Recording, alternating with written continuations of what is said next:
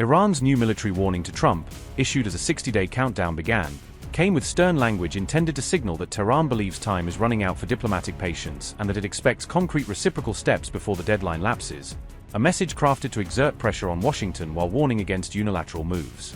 Although a peace memorandum of understanding has been signed, Iran appears to be keeping its finger on the trigger, publicly affirming that commitments on paper will be matched by readiness to respond if provoked, a posture meant to reassure domestic hardliners and deter perceived bad faith by external actors. Iran won't be silenced by talks, officials declared, stating that negotiations will not prevent Tehran from defending its interests, a chilling assertion framed to make clear that diplomatic engagement will not remove military options from Iran's strategic toolkit.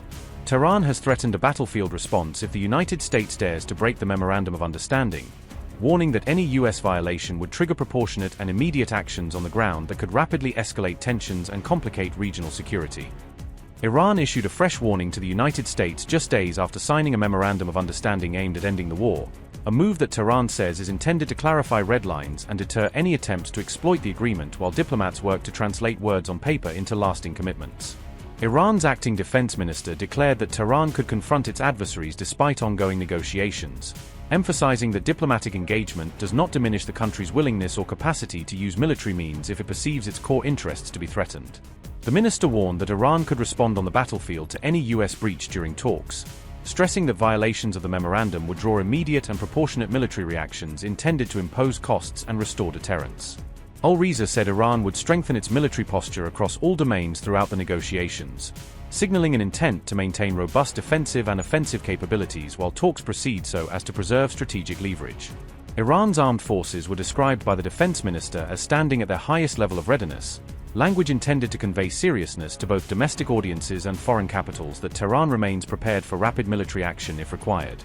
Ibn al-Riza also proclaimed that Iran's adversaries would ultimately be left defeated, disappointed, and regretful, a combative forecast meant to reassure supporters and warn opponents that any miscalculation would carry heavy strategic and political consequences.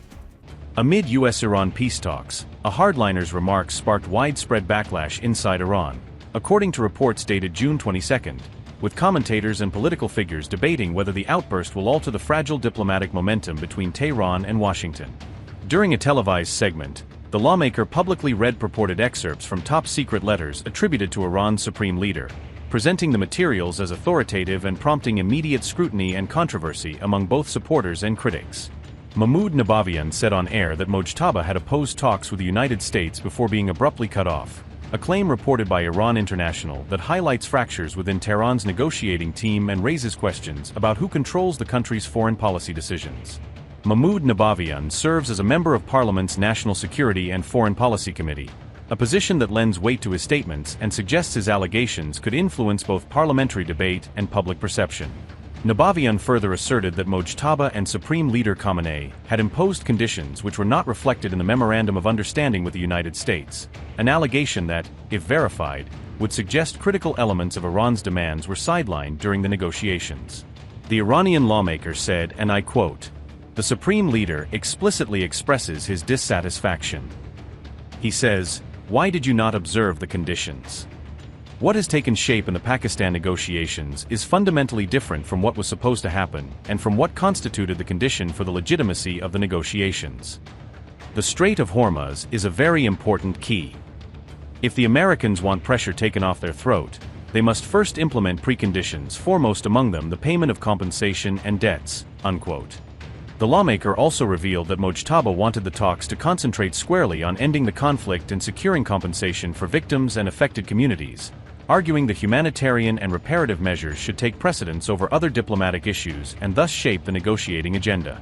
Mojtaba reportedly instructed negotiators not to raise or negotiate over Tehran's nuclear program, a directive suggesting he sought to keep nuclear matters off the table entirely while the delegation pursued political and compensation-related objectives.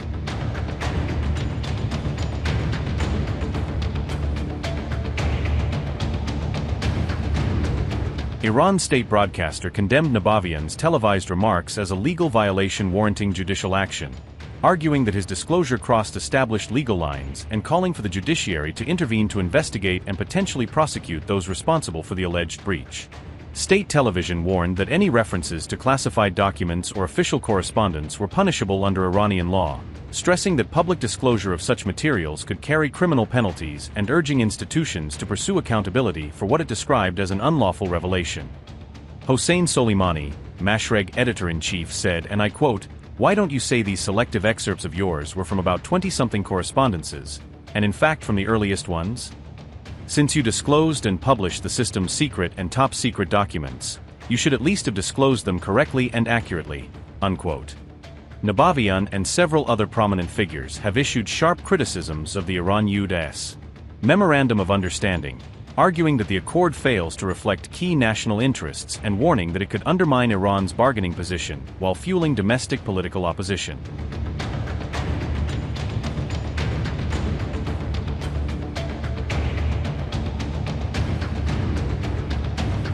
The Switzerland peace talks generated unexpected optics, with several unscripted moments quickly stealing the spotlight. Away from the negotiations, a series of awkward exchanges became one of the most talked-about aspects of the talks. Did both J.D. Vance and Shahbaz Sharif find themselves at the center of uncomfortable diplomatic moments caught on camera?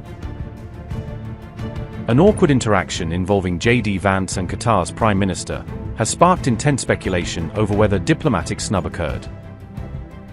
Was Vance left hanging during a greeting, or is the viral moment being interpreted far beyond what actually happened? A brief exchange caught on camera is now fueling debate over what really happened between the two leaders.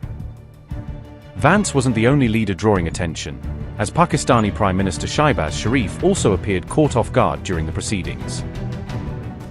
Did the Iranian delegation's sudden departure leave Sharif visibly surprised during the high-profile gathering? Reports suggest the Iranian delegation opted out of a planned joint photo opportunity, adding to the unusual optics. Sharif appeared surprised as the Iranian team exited earlier than expected, creating another widely discussed moment. From handshake controversies to surprise exits, the Swiss talks captured global attention well beyond the negotiating table.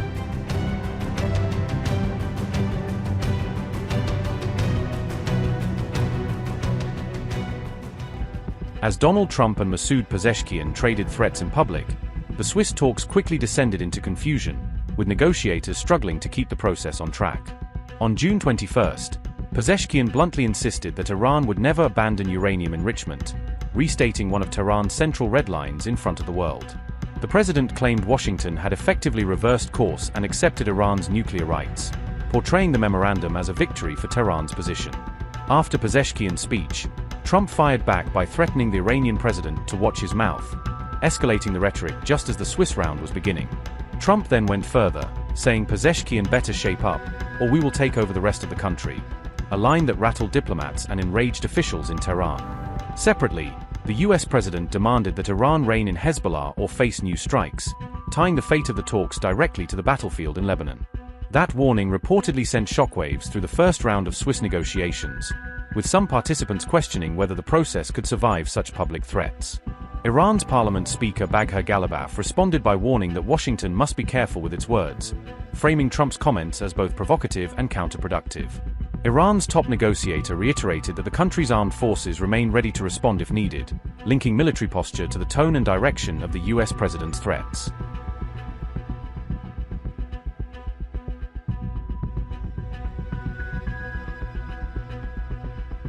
Talks in Switzerland between Iran and the US stopped after just 80 minutes, but both sides described the break as a pause, not a full collapse of the channel.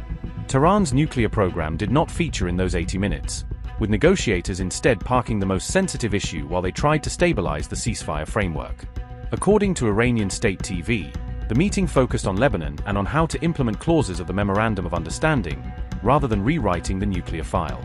An Iranian source told local media that discussions were halted for internal consultations, not scrapped outright, suggesting Tehran still sees value in keeping the door open. IRGC-linked Tasnim News claimed Iran's team left the venue in protest over Trump's remarks, fueling a narrative that the president's threats directly triggered a walkout. IRNA reported that the Iranian team departed after meeting Qatar's mediators, further fueling speculation that their exit was meant as a pointed diplomatic signal. A diplomat quoted by Axios, however, insisted that the Iranians haven't left and that talks were technically still ongoing, highlighting the fog of conflicting briefings.